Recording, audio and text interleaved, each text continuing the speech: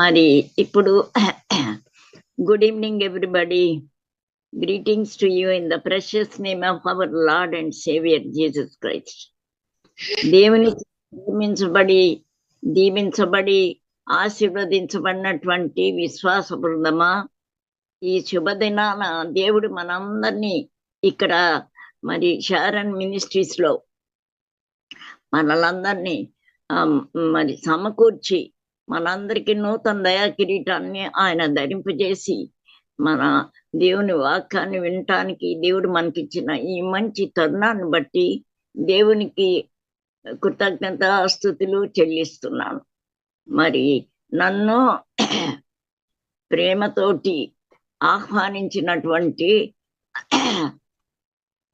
నా ప్రియులైనటువంటి వాళ్ళు నన్ను ఎంతగానో ఈ తరుణాన్ని ఇచ్చి నన్ను వాక్యం మాట్లాడమని నాకు మంచి సదవకాశాన్ని నాకు ఇచ్చినటువంటి నా ప్రియులైన పిల్లలు ప్రభుదాసు దంపతుల్ని బట్టి వారికి ఎన్నో మరి శుభాభివందనములు చెల్లిస్తున్నాను. నేను దినాన్ని దేవుడు చక్కగా వాడుకోవాలని దేవుడిని అడుక్కుంటున్నాను.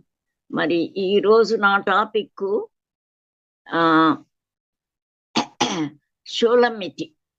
షూలమ్మితి అనేటటువంటిది మన బైబిల్లో ఒక స్త్రీ, ఆమె పరమగీతాల్లో కనపడుతుంది. ఈ పరమగీతాలు అనేటటువంటి ఈ బుక్కుని మరి 8 అధ్యాయాలు ఉంటాయి దానిలో. దీన్ని రాసినటువంటి వారు సాలమన్ జ్ఞాని, పెద్ద రాజు ఆయన. కాబట్టి ఈయన ఈ పరమగీతాలు రాస్తారు. ఈ పరమగీతాలే కాకుండా మరి సామెతలు రాశారు, రసంగి రాశారు, మరి ఇంకా మనం చూసినట్లు కొన్ని కీర్తనలు కూడా రాశారు. మరి ఈయనకు సాల్మన్ రాజు గారు అని పెద్ద పేరు. ఈ పేరే కాకుండా ఈయనకి ప్రసంగి అని పేరు కూడా ఉంది, యదిద్య అనే పేరు కూడా ఉంది ఈయనకు. కాబట్టి మరి ఈయనకు చక్కగా ఈ పరమగీతాలు రాశారు. కానీ ఇది 8 అధ్యాయాలు ఉన్నాయి. కాబట్టి నేనేమనుకుంటున్నానంటే ఈ 8 అధ్యాయాలు కూడా 8 అధ్యాయాలని నేనేమనుకున్నానంటే అంత కొంచెం ఇది మర్మయుక్తమైనటువంటిది.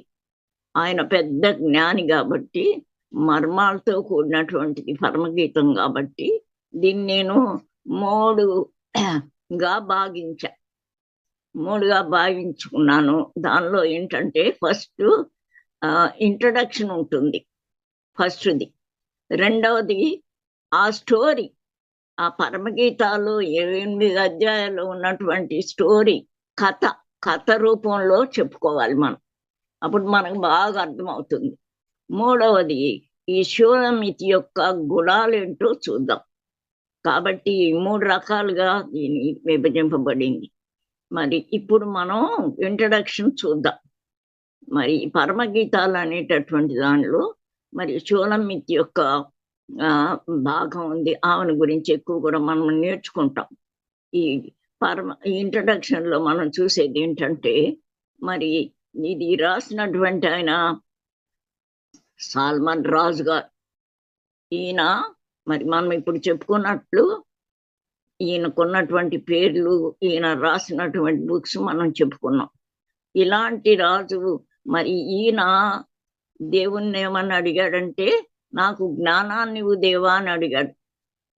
అప్పుడు దేవుడు ఏం చేశాడు, జ్ఞానంతో పాటు ఐశ్వర్యాన్ని ఘనతను కూడా ఇచ్చారు.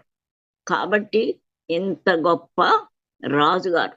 ఈయన గురించి ఇంకా ఏమని ఉందంటే అందరు రాజుల కంటే చాలా గొప్పవారు. మరి ఎంతో అలాంటి రాజు ఎవరూ లేరు, ఇంకా పుట్టబోరు అనే మంచి సాక్ష్యం ఇవ్వబడింది బైబిల్లో. కాబట్టి ఇలాంటి జ్ఞానవంతుడైనటువంటి సాల్మన్ గారు ఈ పరమగీతాలు రాశారు. కానీ పరమగీతాలన్నీ కూడాను మరి చాలా మర్మయుక్తమైనటువంటివి.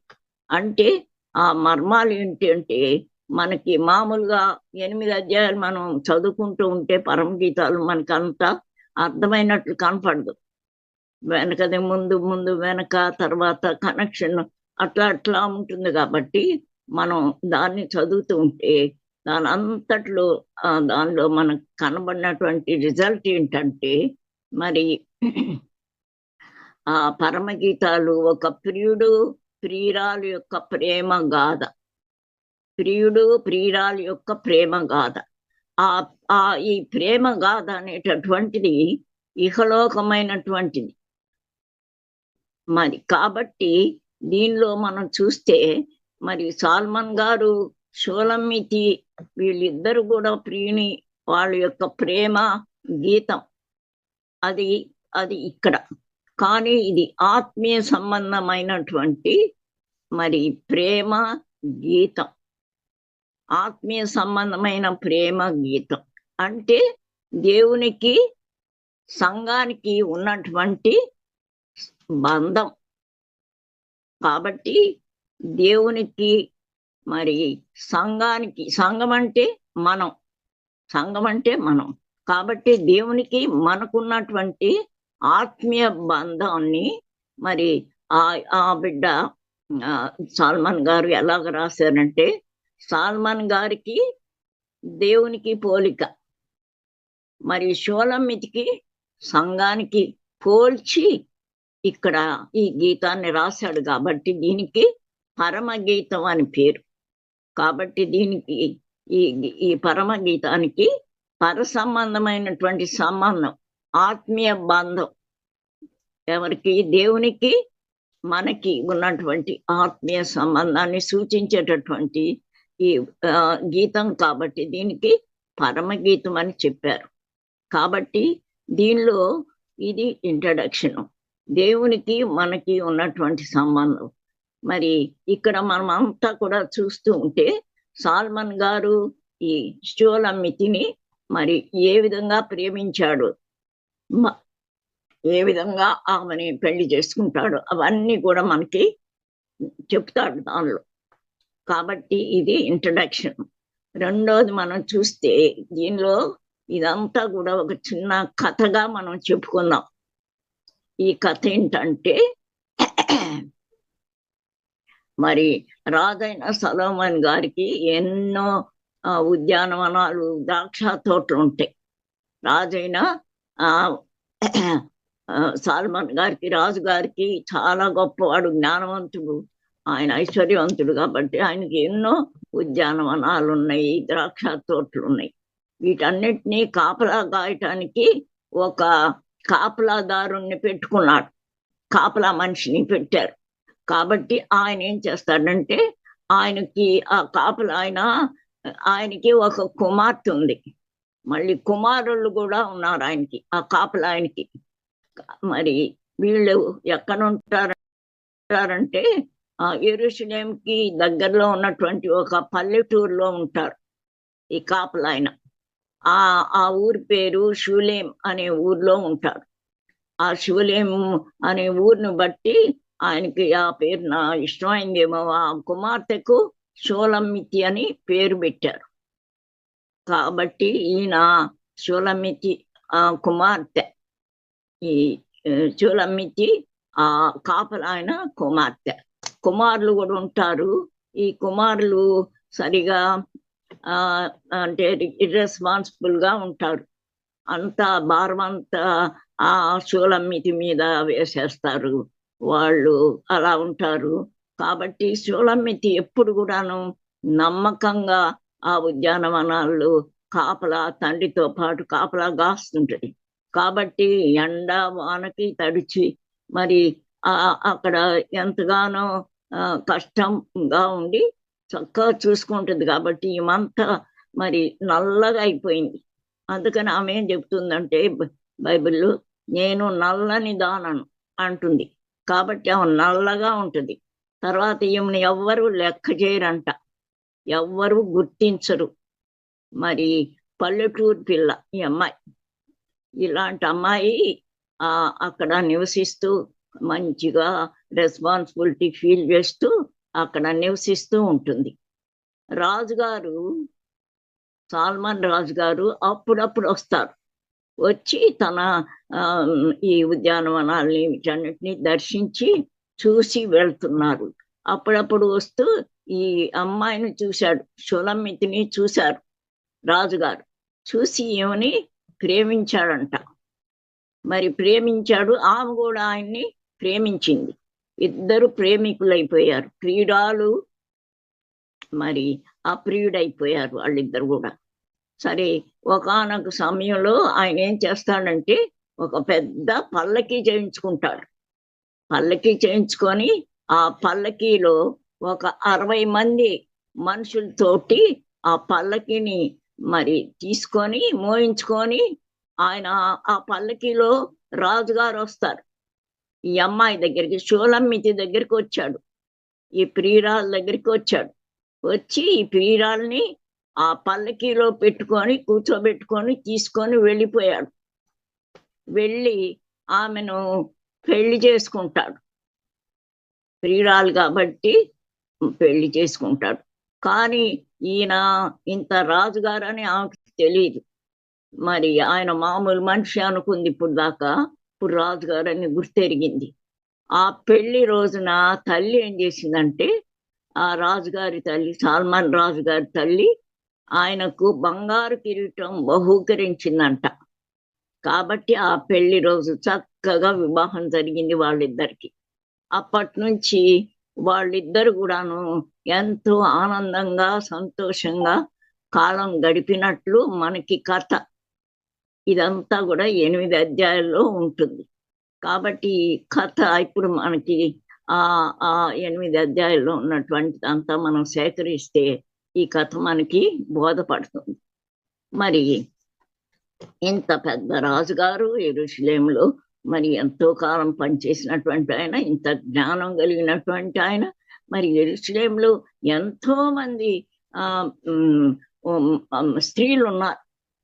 కానీ ఈ నల్లగా ఉన్నటువంటి, ఎవరు లెక్క చేయనటువంటి, ఎవరు గుర్తించినటువంటి ఈ పల్లెటూరిని పిల్లని ఎందుకు సెలెక్ట్ చేసుకున్నాడు ఈయన?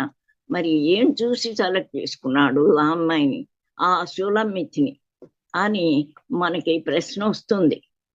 కానీ ఆయన మరి ఎందుకు చేశాడు ఆ పని? దేవుడు పై రూపాన్ని చూసేటటువంటి వాడు కాదు. కాబట్టి ఈయన కూడా, ఈ సల్మాన్ రాజు గారు ఆమెలో ఏం చూసి ఈ అమ్మాయిని, ఈ నల్లటి పిల్లని సెలెక్ట్ చేసుకున్నాడు? షూలమ్మితిని ఎందుకు ప్రేమించాడు? సల్మాన్ రాజు గారు ఆమెలో ఏం చూసి ఈ అమ్మాయిని, ఈ నల్లటి పిల్లని సెలెక్ట్ చేసుకున్నాడు? షూలమ్మితిని ఎందుకు ప్రేమించాడు? ప్రియురాలైపోయింది ఆయనకి. ఎందుకు, దేన్ని బట్టి అని మనం చూస్తే, ఆమెకున్నటువంటి ఆత్మీయ సౌందర్యాన్ని బట్టి ఆమెను సెలెక్ట్ చేసుకున్నాడు. అంటే మరి ఆత్మీయ సౌందర్యం కాబట్టి దేవుడు కూడా మనలందరినీ పై రూపాన్ని చూసి కాదు కదా. కాబట్టి మరి మన ఆత్మ సంబంధమైన మంచితనాల్ని, మంచి గుణాలని బట్టి దేవుడు సెలెక్ట్ చేసుకుంటాడు. మరి మనం ఇంకా చూస్తే ఆమె ఏమంటుందంటే, షూలమ్మితి మరి కంపేర్ చేస్తుంది ఆయన యొక్క ప్రేమ అంట. ఎవరి ప్రేమ? రాజుగారి ప్రేమ ఎలా ఉందంట, మరి ద్రాక్షారసం కంటే మధురమైనటువంటిదంట. అంటే అంత మధురంగా ఉంటాడు ఆయన ప్రేమ అలా ఉంటుందన్నమాట. అంటే ఏంటి ద్రాక్షారసం యొక్క ప్రాముఖ్యత ఏంటి అని మనం ఇక్కడ గమనిస్తే, ఇది మరి ఈ ద్రాక్షారసాన్ని విందుల్లో, వివాహాల్లో, మరి మంచి మంచి ఫంక్షన్స్ లో వాడుతూ ఉంటారు. ఇది ఆహారంగా పనికొస్తూ ఉంటుంది, మరి ఆరోగ్యాన్ని ఇస్తూ ఉంటుంది, ఆహ్లాదాన్ని ఇస్తూ ఉంటుంది, సంతోషాన్ని, ఆనందాన్ని ఇస్తుంది. కాబట్టి మోస్ట్లీ అందరు కూడా దీన్ని మంచి పానీయంగా, మంచి డ్రింక్గా, మరి ఆ పండ్లు కూడా చక్కగా అందరూ ఉపయోగించుకుంటారు. కాబట్టి ఆయన ప్రేమ ద్రాక్షారసం కంటే మధురమైనదని నంబర్ 1 పెద్ద ఫస్ట్ అధ్యాయంలో చెప్పబడుతూ ఉంటుంది. కాబట్టి ద్రాక్షారసం కంటే మధురమైనటువంటిది ఆమె ప్రియుని యొక్క ప్రేమ. మరి ఇంకా మనం ఇంకా చూసినట్లయితే ఆమెని ఈ సల్మాన్ రాజు గారు ఏమని పిలుస్తాడంటే, షూలమ్మితిని ప్రియురాలా అంటున్నాడు. ప్రియురాలా అంటే ఏంటి? ప్రియురాలంటే ఏంటి అంటే ఇష్టమైనటువంటిది. మనం బైబిల్లో చూస్తే మరి ఆయనకి ప్రియురాలుగా ఉన్నది అని అంటే ఇష్టురాలుగా ఉంది. అంటే మరి కాబట్టి ఇష్టురాలు అవ్వాలి అని అనుకుంటే మనం బైబిల్లో చూసాం కొంతమందిని ప్రియురాలు అంటున్నారు. మరి హానోకు ఇష్టుడుగా ఉండి పైకి వితౌట్ డెత్ వెళ్ళిపోయాడు. అలాగే దానియేలుని మనం చూస్తే బహుప్రియుడు అంటున్నారు. మరి ఇంకా మనం చూస్తే దావీదు హృదయానుసారుడు అంటున్నాడు. కాబట్టి ప్రియులుగా ఉండాలంటే మనం ఎలాగుండాలి, ఎలా వస్తుంది ప్రియ అంటే ఇష్టంగా ఎట్లా అయిపోతాం అని. ఎఫెసీ 5:1 చదవమ్మా. కావున మీరు ప్రియులైన పిల్లల వలె దేవుని పోలి నడుచుకొనుడి. దేవుని పోలి నడుచుకోవాలి. మనం దేవునికి ప్రియులుగా అవ్వాలంటే దేవుని పోలి నడుచుకోవాలి.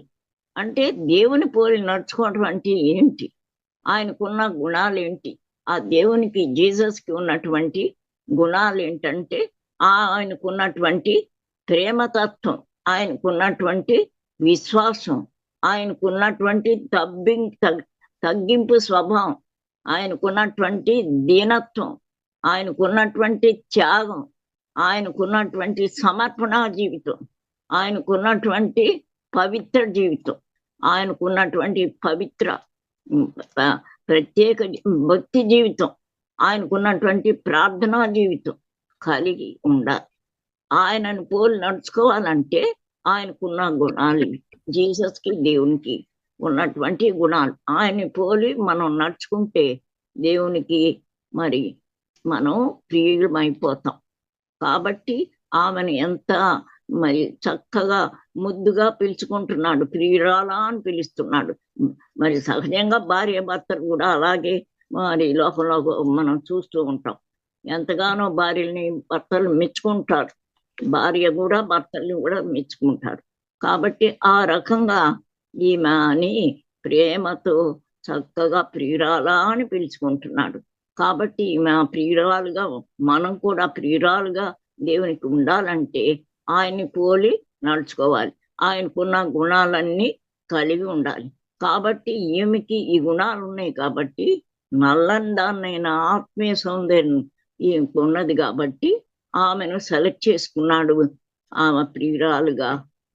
మరి ఇంకా చూస్తే మనం రెండోదిగా మరి ఈమె సౌందర్యవతి అంట. సౌందర్యవతి, నారీమణి, సుందరి అనని ఆమెను పిలుస్తున్నాడు. మరి కాబట్టి ఇక్కడ ఆమె ఏంటి ఆ సౌందర్యం, ఆమెకున్న సౌందర్యం ఏంటి, ఆమె నల్లనిది. మరి ఆమె ఎవరికి గుర్తింపు లేనటువంటిది, ఎవరు లెక్క చేయనటువంటి మనిషి. పల్లెటూరు పిల్లని పట్టుకొని ఆయన ఏమంటున్నాడు, సౌందర్యవతి అంటున్నాడు. ఏంటి ఆమె సౌందర్యం? ఆమె ఇక లోకంలో ఉన్నటువంటి బ్యూటీషియన్ ద్వారా పొందినటువంటి మరి మనం ఏం చేస్తూ ఉంటాం, చాలా బ్యూటీగా చేసుకోవాలంటే మనం అట్లా బ్యూటీషియన్ షాపులకు వెళ్తాం, ఈ ఫేషియల్స్, ఈ స్టైల్గా మనం సిద్ధపడతాం. కానీ ఆమెకి అలాంటి కాకుండా ఈమెకి ఆత్మీయ సౌందర్యం ఉంది. ఏంటి ఆ ఆత్మీయ సౌందర్యం? మరి మనం చూసినట్లయితే ఇక్కడ ఎలా ఉండాలి అని బైబిల్ చెప్తుందంటే, ఆమె మరి 1 పేతురు 3:3 చూసినట్లయితే ఏ విధమైన అలంకరణ కలిగి ఉందో చూద్దాం. మరి ఇకలోక సౌందర్యం కాదు, బంగారం నగలు పెట్టుకోవటం ఇవన్నీ కాకుండా ఆమె మరి ఏమి ధరించిందో చూద్దాం. 1 పేతురు 3:3 జడలు అల్లుకొనుటయు, బంగారు నగలు పెట్టుకొనుటయు, వస్త్రములు ధరించుకొనుటయు నను వెలుపటి అలంకారము మీకు అలంకారముగా ఉండక, సాధువైనట్టియు మృదువైనట్టియు నైనా గుణమును అక్షయాలంకారము గల మీ హృదయపు అంతరంగ స్వభావము మీకు అలంకారముగా ఉండవలెను. అది దేవుని దృష్టికి మిగుల విలువగలది. అటువలే పూర్వము దేవుని ఆశ్రయించిన పరిశుద్ధ స్త్రీలను తమ స్వపురుషులకు లోబడి ఉండుట చేత తమ్మును తాము అలంకరించుకొనిరి. కాబట్టి ఈమె ఎలాగుందంట, సాత్వికం. మరి మరి ఈమెకున్నటువంటి మృదుత్వం, మృదువైనట్టు యోగ్యమైనటువంటి ఈమె అలాగా తన అలాంటి ప్రవర్తన కలిగి ఉంది. మళ్ళీ ఇంకా మనం చూసినట్లయితే మరి భర్తకు లోబడి ఉంటుందంట. భర్తకు లోబడటం అనేది ఒక సౌందర్యమే. మరి ఇంకా మనం చూస్తే మరి ఆమె ఎన్నో గుణాలు, మంచి గుణాలు కలిగి ఉంది. సహోదర ప్రేమ కలిగి ఉందంట, కరుణా వాత్సల్యం కలిగి ఉందంట, వినయ విధేయతలు కలిగి ఉందంట. ఇవన్నీ మనం చదువుకుంటే మనకు తెలుస్తూ ఉంటాయి. మరి ఇంకా మనం చూస్తే ఆమె కరుణ కలిగి ఉంది, వినయ విధేయతలు కలిగి ఉంది, ఇంకా చెడ్డదాన్ని అసహించుకొని మంచిదాన్ని హత్తుకొని అనురాగం గలవారై ఉన్నది.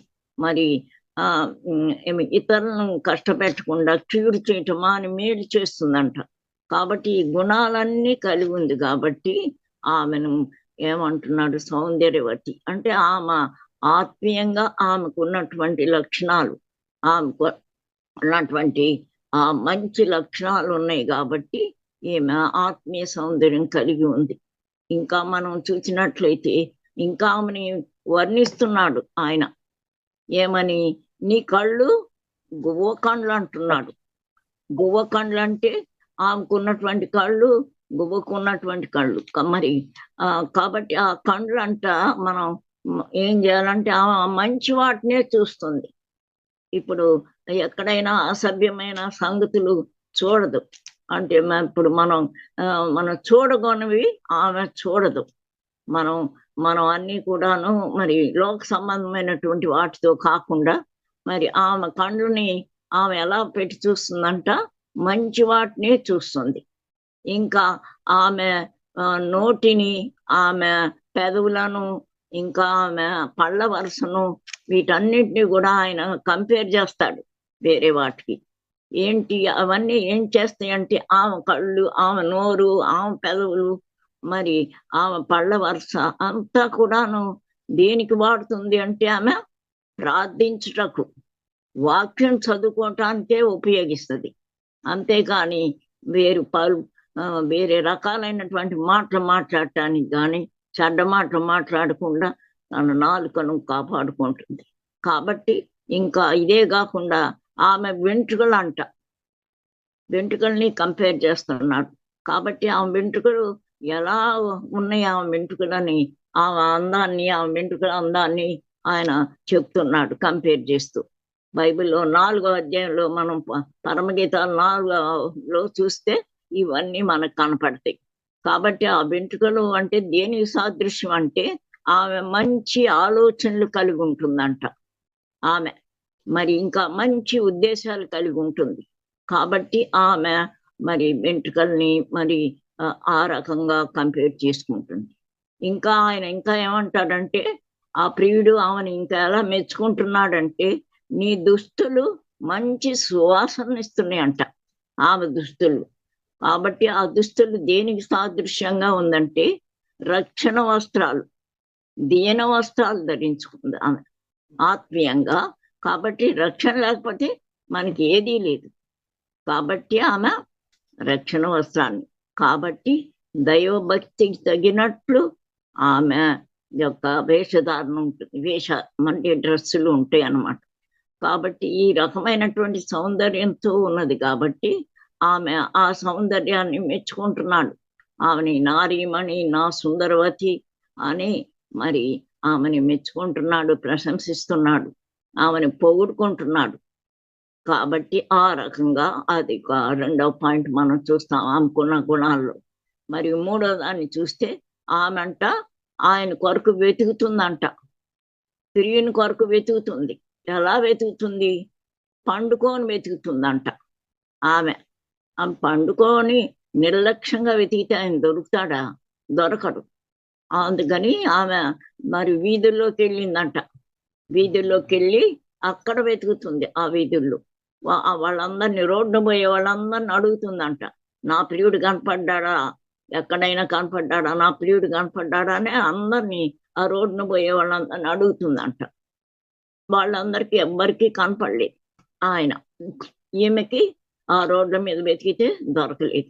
మరి రాజవీధుల్లోకి వెళ్ళిందంట, అక్కడ వెతికిందంట, ఆ ప్రియుడు అక్కడ కూడా కనపడలేదు, అక్కడ కూడా ఆమెకు దొరకలేదు. కాబట్టి ఆమె ఏం చేసిందంటే, మరి ప్రియుడు ఎక్కడ బాగా చాలా చోట్ల వెతికింది, నిర్లక్ష్యంగా వెతికితే ఆయన దొరకడు.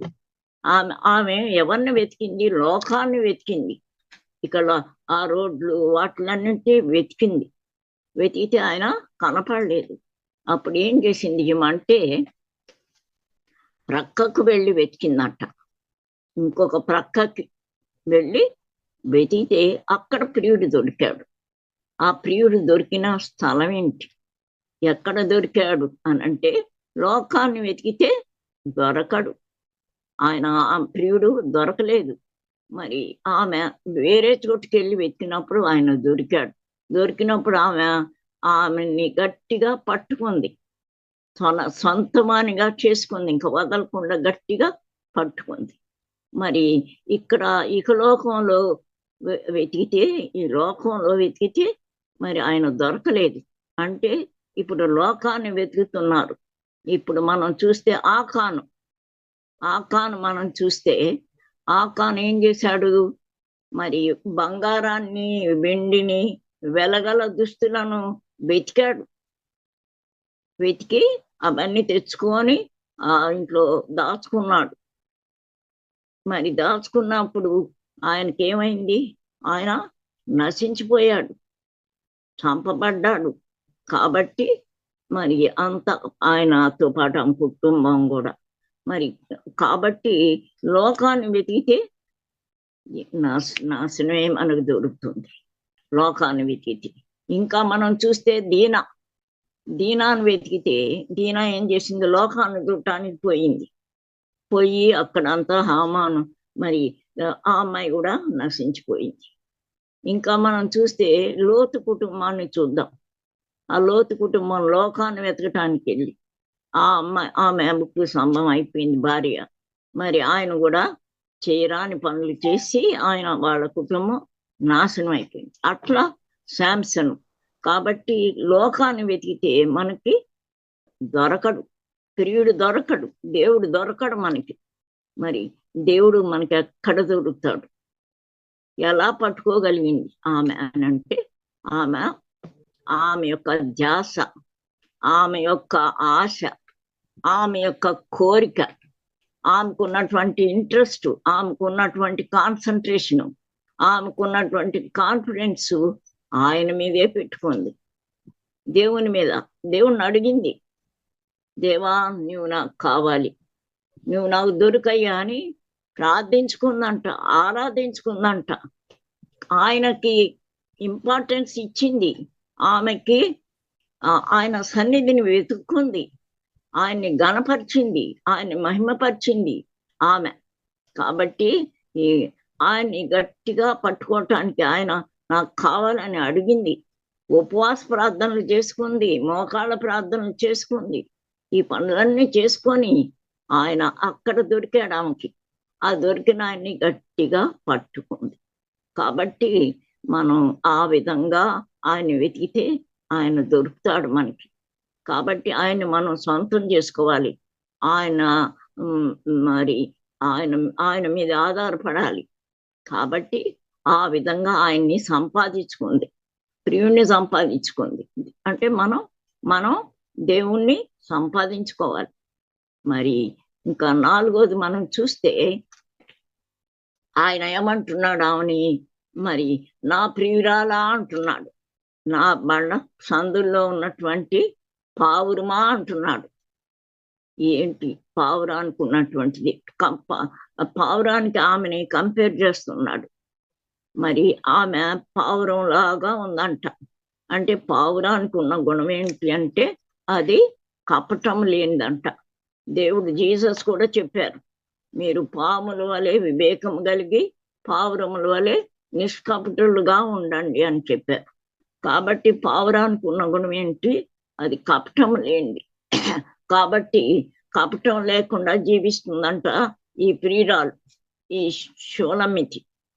కాబట్టి మరి ఇంకా మనం గమనించినట్లయితే నక్కలు ఉంటాయి, నక్కలు, జిత్తులు మారి నక్కలు, అవి కూడా కళంకంగా ఉంటాయి అన్నమాట, కపటం కలిగి ఉంటాయి అవి.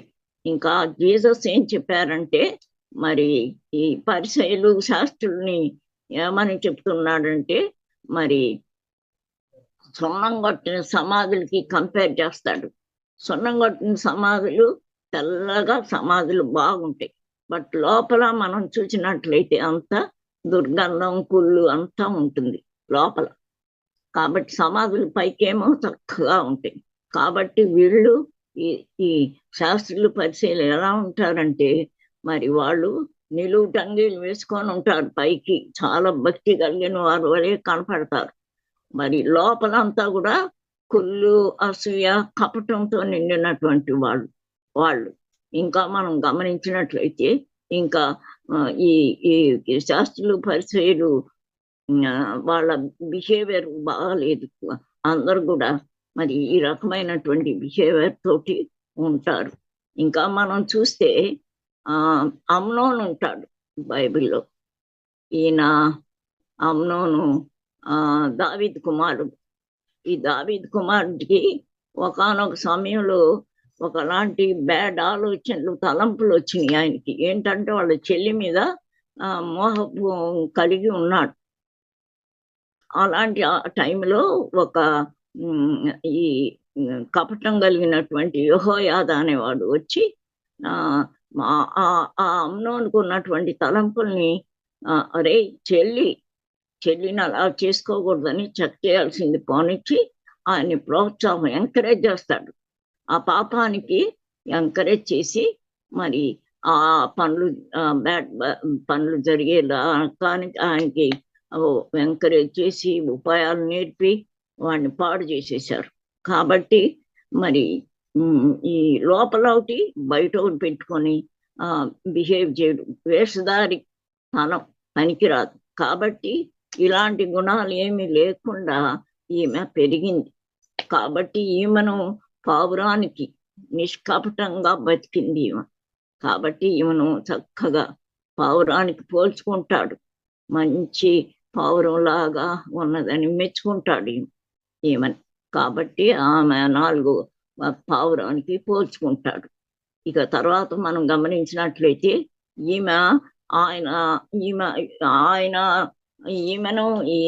ఆయనను ప్రియుడు ఒకళ్ళకొకళ్ళు మెచ్చుకుంటారు. ఒకళ్ళ యొక్క అందాన్ని, ఒకళ్ళ యొక్క మంచితనాన్ని, ఒకళ్ళ యొక్క ప్రేమను మరి ఒకరికొకరు ప్రశంసించుకుంటారు.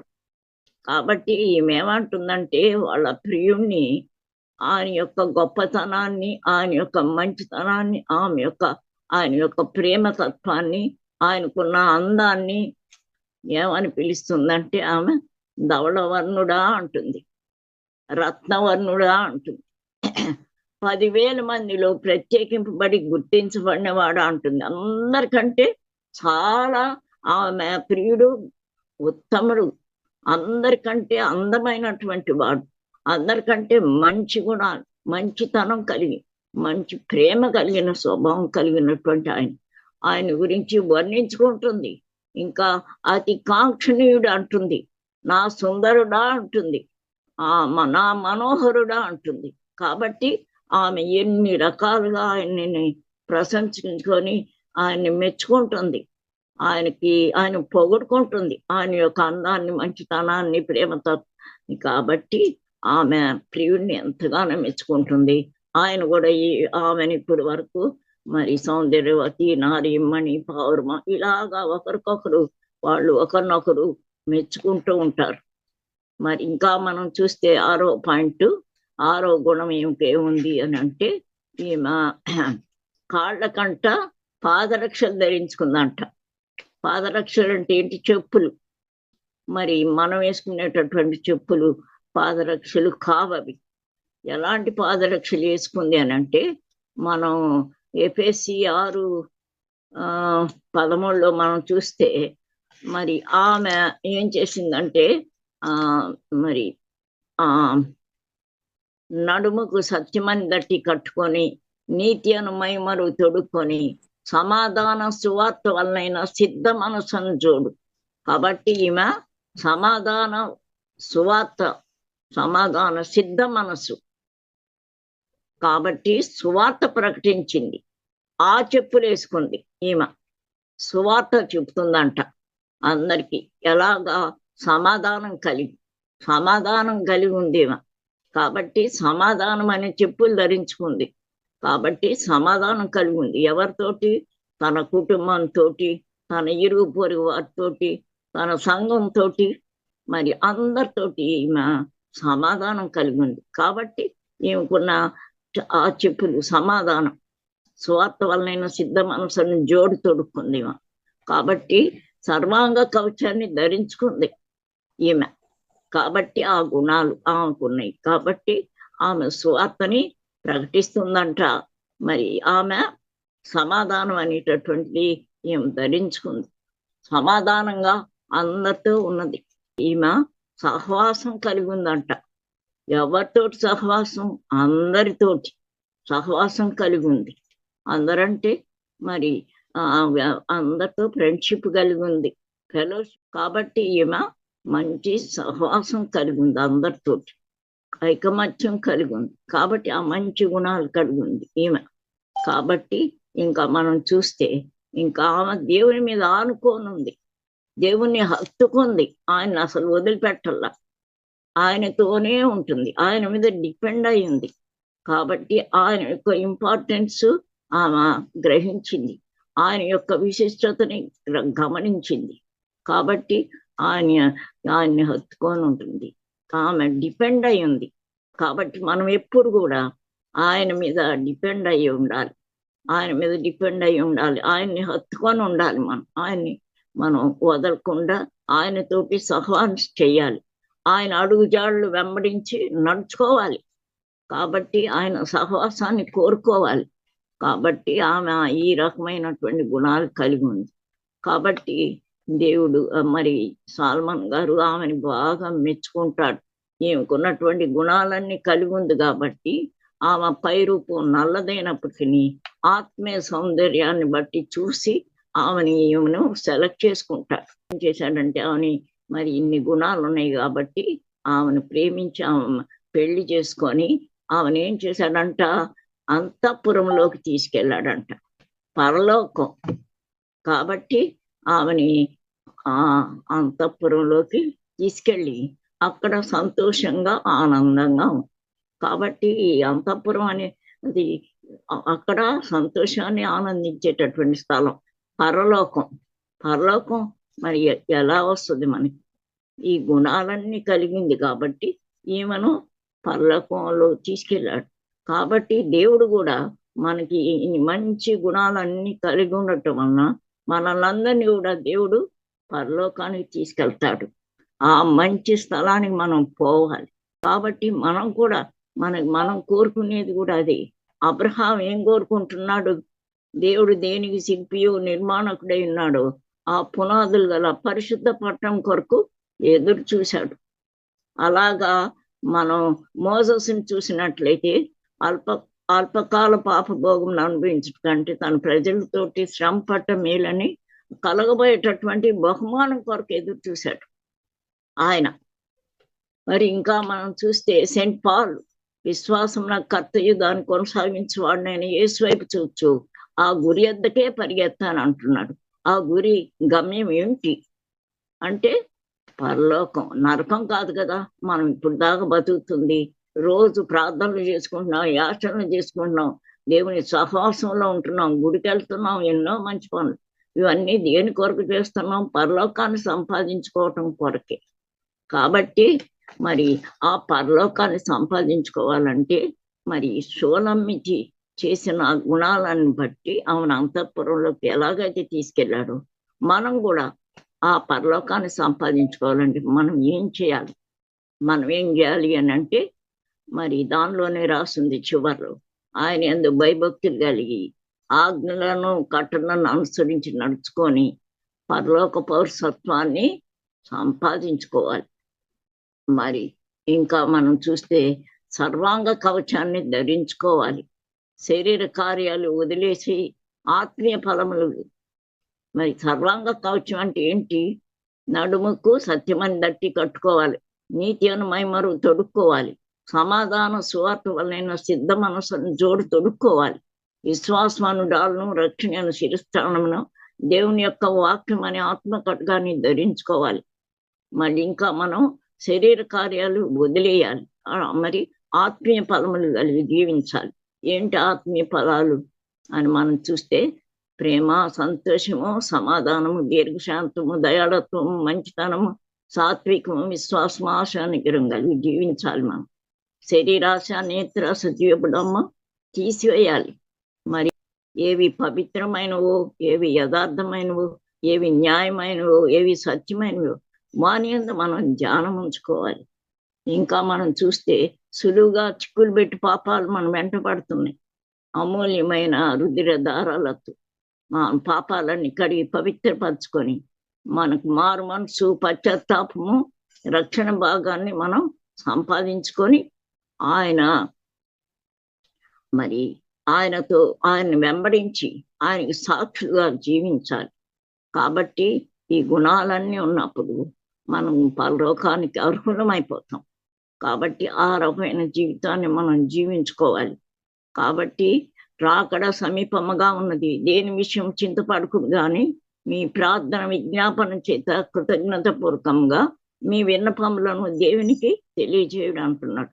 అప్పుడు సమస్త జ్ఞానానికి మించిన దేవుని సమాధానము మీ హృదయములకు, మీ తలంపులకు కావలి ఉంటానని సెలవిచ్చిన యేసయ్య నామంలో మీ అందరికీ నా కృతజ్ఞతలు తెలుపుకుంటున్నాను.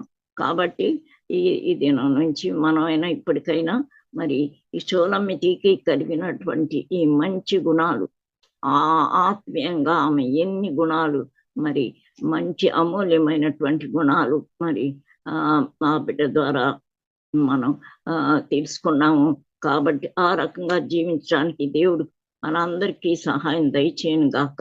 మరి దీనికి సంబంధించినటువంటి మరి మరి నా PPS లో నా మినిస్ట్రీలో మరి మంచి చక్కగా PPS సీనియర్ మెంబర్ అయినటువంటి మా సభ్యురాలు, ఆ బిడ్డ పేరు సంధ్యా సాలమన్. ఆ బిడ్డ దీనికి సంబంధించినటువంటి పాట పాడతారు. మరి దేవుడు నాకు ఇచ్చిన ఈ సదవకాశాన్ని బట్టి నా ప్రియులైన పిల్లలైనటువంటి ప్రభుదాస్ దంపతులకు నా హృదయపూర్వక వందనాలు, శుభాలు చెప్తున్నాను.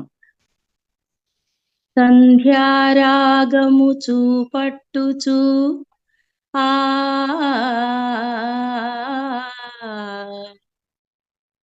చంద్రబింబమంత అందము గలదై, సూర్యుని అంత స్వచ్ఛమును కళలును కలదై, వ్యూహిత సైన్య సమభీకర రూపిణి అగు ఈమె ఎవరు?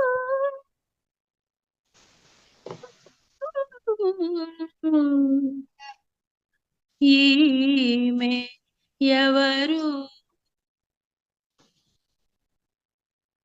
వ్యూహిత సైన్య సమభీకరా రూపిణి అగు ఈమె ఎవరు? వ్యూహిత సైన్య సమభీకరా రూపిణి అగు ఈమె ఎవరు?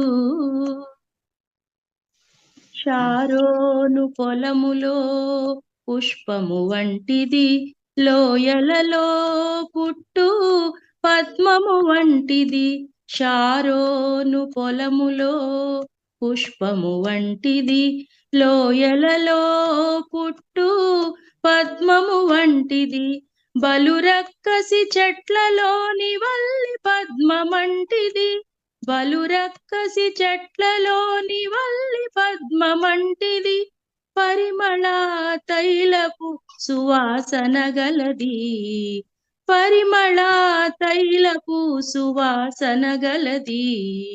నిసగ సాగమదమ సగగమ మదని నిసా వ్యూహిత సైన్య సమభీకరా రూపిణియగు ఈమెయవరు రూపిణియగు ఈమెయవరు